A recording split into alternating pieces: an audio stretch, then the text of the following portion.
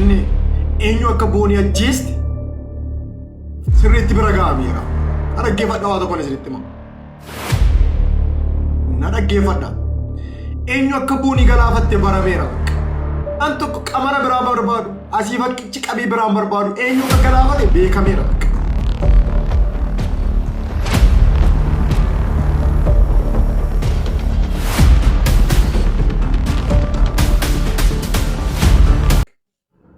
Akkamittiin beekamee jira na gaafachuu hin dandeessu.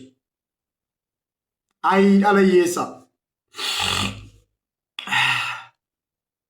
Joosiin saariin intala jedhamtu kan argatan eeggadda jechuudha guyyaa eeggadda. Namoonni biraa intalli immoo namoota biraa qindeeffattee latteetti. Maal nama akka godhani warra yeroo Joosiin intala kanaa wajjin kaafee keessa taa'u viidiyoo waraabanii akka boonitti ergamuuf haalli mijatee qindatee jira jechuudha. Kan boonii lubbuu ishee akka dhabamsiistu godhee warratti viidiyoo boonitti argite. Dhaggeeffadha.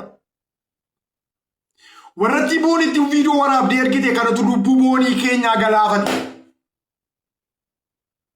Dhugaan isinitti hima. Waraabanii warratti ergamtu lubbuu mucaa kanaa galaafate nama biraa dhiisa. Qoymiisti dhiirri tokko erga fuudheme. Kan isheen natti dubartii biraa wajjin natti kaaffee keessa teessu. Kan isheen dubartii biraa wajjin iddoo biraa iddoo sagaagalummaan darnee olii gad deemtu. Pensiyoonii beedruumii qabattee tasanaannaatu maaloodha. Dhiira amma kun. Dhiira. Lubbuu namaa akka balleessani. Lubbuun namaa akka baduuf. Shoora akkasii taphachuun. Tapha akkasii taphachuun. Geemii akkasii taphachuun. Hamma dhugumaa ta'a. Hamma dhuguma kun tola.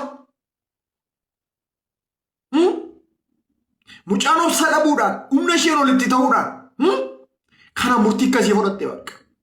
Akka hin of ajjeestu kan godhee dhugaan isinitti himaa jechuudha. Warratti viidiyoo waraabdeetti argite. Kun immoo shirra geemii bareedduu qammaranii xabaarii fi geemii qammaranii jechuudha. Geemii qammaramee sirriitti itti murteeffamee taa'amedha kun. Qamara kan jirretti qammara mucaa kanatti. Geemii hin jirreetu irratti taphatame. Mucaan kuni chaalenjii danuu keessa dabartee dhufte waan xinnoodhaan akkasumas gootin turre mucaan kun jechuudha. Waan xinnoo fe'uun hin balleessu. Jireenya ishee morma ishee kan qabatu ta'eera. Morma qabate bakka. Mucaan kun gammadduu isinitti fakkaate gammadduu miti. Yeroo kamitti illee gammadduu miti. Gammachuu humnaan kolfamuu kolfiti mucaan kun. Gammadduu miti jireenya isheetti. Mucaan kun gurbattii kana jechuudha argachuudhaaf waan isheen hin godhin hin jiru. Qabsoo jireenyaa isheen hin qabsaan hin jiru. Gurbaa kana harka keessa galchachuudhaaf waan isheen hin godhin hin jiru. Waan isheen hin yaadan hin jiru. Hamma nama tokkoon olitti yaalteetti. Bakka tabba baamuu malutti tabba baate. Bakka irraan gadee bu'amuu qabutti irraan gadee buute. Qorra nyaatte. Aduun aduutu hin jedhin waan meeqa taaggaltee. Istiraagilii hedduu keessa dabartee dhuftee. Waan meeqa gootee mucaa kana argatte.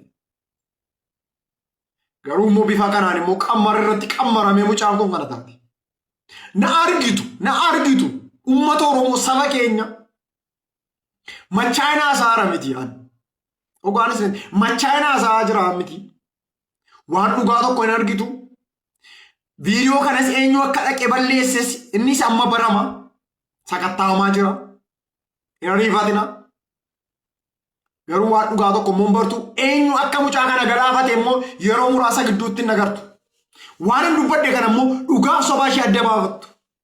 Wanta naasaa jiru kan dhugaaf sobaa ishee adda baafattuuti. Rakkoon qabu hin argitu. Callisnee waan odeessina miti. Warri immoo ilaalcha gadee akkamittiin na ilaaluu barbaadde immoo kottu natti bahi na argadhu. Anaan na argadhuuti na ajjinaasa face to face natti bahi. Daawwattoota keenya akkuma as fuulduratti dhaggeeffattanidha. Du'i boonii kan qindaa'edha jechuudha. Qindaa'ee wanta irratti wanti jedhamee waraabamee akka inni jiru guutummaatti illee kan gadhiisanidha jechuudha. Keessumaayyuu jalqabuma isaa kaasee namoonni qindeessanii jiru jechuudha. Isaan egaa haala nama gaddisiisuun booniin immoo lubbuusee galaafattee jirti jechuudha. Keessumaayyuu jalqabuma isaa jechuudha. Otuma fuudhee haadha manaa qabu Joosiin nama kan biraa bakkeetti ilaaluun isaa kun wanta sirriidha jettanii yaaddu yaada keessan immoo koomentii jalatti kennaa. Ammas illee infoormeeshinii kan biraa yoo inni nu qaqqabee isinii qaqqabsiisna. Chaanaalii kana immoo sabskiraayib gochuudhaan illee akkasumas illee laayikii gochuudhaan immoo sheer gochuudhaan immoo namoota hedduu bukkee akka infoormeeshiniin kun ga'u godhaan isinii jedha. Gaan daawwattoota keenyaa galatooma.